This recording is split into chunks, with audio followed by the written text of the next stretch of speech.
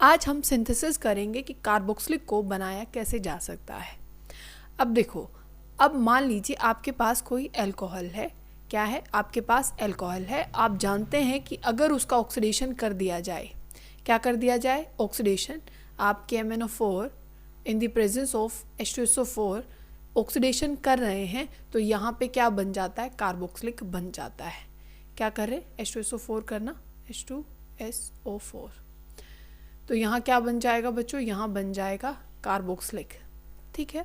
अब वो किसी भी नेचर का रहे, जैसे कि आप वो एलिफेटिक हो सकता है, वो एरोमेटिक में हो सकता है। जैसे अगर ये बेंजीन है, बेंजीन के ऊपर मतलब ये टॉल्विन है, अगर इसकी भी आप रिएक्शन KMnO4 से करते हैं तो किस में कन्वर्ट हो जाएगा? ये ऊपर COH में।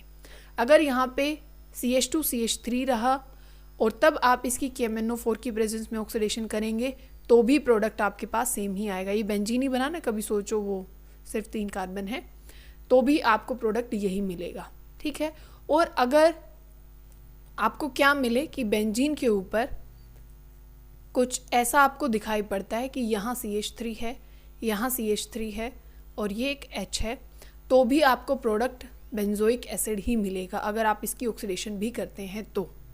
पर अगर इस H की जगह यहाँ CH3 लगा हो तो आपको ये प्रोडक्ट नहीं मिलेगा, तब ऑक्सीडेशन नहीं होती है। क्योंकि ऑक्सीडेशन होने के लिए जिस मतलब बेंजीन के साथ जो कार्बन जुड़ा है उसके पास H होना ज़रूरी है। जैसे आपने CH3 लिया, CH2CH3 लिया, तो तब तक हाइड्रोजन रहेगा तो आपको प्रोडक्ट यही मिलता जाएगा जितने ही आप सब्स्टिट्यूशन यहाँ पे कर लें। बात समझ में आ गई है आपको? और जो बिल्कुल बेसिक चीज़ें हैं वो आपको याद होनी चाहिए। जैसे अल्कोहल का ऑक्सीडेशन किया, जो भी आपके पास क्या है, बेंजीन के ऊपर कार्बन लगे हुए हैं, अगर उनका भी ऑक्सीडेशन करते हैं तो आपको कार्बोक्सिलिक मिलता है। और अगर जितने भी कार्बोक्सिलिक के डेरिवेटिव हैं बच्चों, कार्बोक्सिलिक के जितने भी डेरिवेटिव हैं, डेरिवेटिव जैसे आपके पास एसिड क्लोराइड है, आपके पास एस्टर है या एसिड एनहाइड्राइड है। ठीक है। जितने भी आप कह लीजिए, इसको क्या बोलोगे? एनहाइड्राइड बोलोगे, या फिर आपके पास अमाइड है। क्या है आपके पास? अमाइड है, या फिर आपके पास एस्टर है। एस्टर कैसे लिखोगे? एस्टर लिखा जाता है ये C और OCH3। अगर आप इन सब की हाइड्रोलिसिस कर दें, इन सब की अगर आप हाइड्रोलिसिस कर देते हैं तो आपको कार्बोक्सिलिक ही मिलता है। कार्बन देख लेना कितने हैं। ठीक है। अगर आप इनकी हाइड्रोलिसिस कर देंगे, जैसे यहाँ पे अगर आप इसकी हाइड्रोलिसिस कर देते हैं तो उतने ही कार्बन का क्या बन जाएगा? ये कार्बोक्सिलिक बन जाएगा। जैसे यहाँ पे क्या हो जाएगा? ये बॉन्ड ब्रेक डाउन हो जाएगा, यहाँ H आ जाएगा, यहाँ OH आ जाएगा, तो 2 कार्बोक्सिलिक आपको मिल जाएंगे। यहाँ पे क्या आ जाएगा? OH और ये अमोनिया बाहर चली जाएगी। और यहाँ पे भी क्या हो जाएगा? ये H OH मतलब यहाँ अल्कोहल और ये कार्बोक्सिलिक आपको मिल जाएगा। तो एसिड के जितने भी डेरिवेटिव हैं उसकी अगर हाइड्रोलिसिस आप करते हैं तो आपको क्या मिल जाता है? कार्बोक्सिलिक मिल जाता है। ठीक है। एक चीज़ एडिशन में और याद रखें, अगर आप हाइड्रोलिसिस की बात याद ही रख रहे हैं तो अगर आपके पास साइनाइड भी है बच्चों, CH3CN है, अगर आप इसकी भी हाइड्रोलिसिस करते हैं ना तो भी आपको कार्बोक्सिलिक ही मिलता है। तो भी आपको क्या मिलता है? कार्बोक्सिलिक ही मिलता है। ठीक है। तो कितना इजी है बनाना। इन सब से इसकी हाइड्रोलिसिस कर दो। एसिडिक हाइड्रोलिसिस भी हो सकती है। हाइड्रोलिसिस मतलब H2 in the presence of HCl, या हाइड्रोलिसिस हो सकती है H2 in the presence of NaOH। आप एसिडिक हाइड्रोलिसिस भी कर सकते हैं, बेसिक भी। डिफरेंस क्या रहेगा? अगर आप एसिडिक करते हैं ना बच्चों तो आपको जो प्रोडक्ट लास्ट में मिलेगा उसके साथ आपको H मिलेगा। पर अगर आप बेसिक करते हैं ना तो बेस कभी इस H को नहीं छोड़ता क्योंकि एसिडिक नेचर का है, तो आपको ऐसा मिलेगा। तब फिर आपको एसिड के साथ रिएक्शन करनी पड़ेगी। एक मिनट बच्चों, एसिड के साथ रिएक्शन करनी पड़ेगी तब जाके N हट जाएगा, मतलब जो सोडियम है वो हट जाएगा और तब जाके क्या आ जाएगा? यहाँ पे H। ये डिफरेंस रहेगा एसिड और बेसिक हाइड्रोलिसिस में। क्या आपको बात समझ में आ गई है? जितने भी एसिड डेरिवेटिव हैं, साइनाइड है, अगर उनकी हाइड्रोलिसिस की जाती है तो आपको क्या मिल जाता है? कार्बोक्सिलिक मिल जाता है। एसिड और बेसिक्स में वो भी ध्यान रखना है, एसिड में कैसे होगा, बेस में कैसे होगा।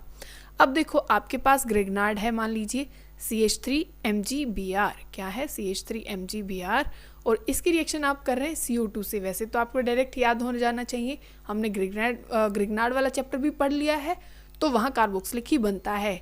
अब देखो आप ऐसे बनाते हैं ना CO2 को, और ये कैसे रिएक्शन शो करता है कि वही C ऑक्सीजन अपने इलेक्ट्रॉन लेगा, सिंगल बॉन्ड में कन्वर्ट हो जाएगा, यहाँ जाएगा पॉजिटिव।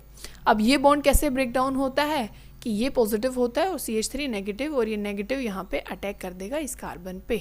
अब बन क्या जाएगा, अब ये हो जाएगा CO नेगेटिव, और ये डबल बॉन्ड O ही था और यहाँ पे अटैच हो गया है CH3।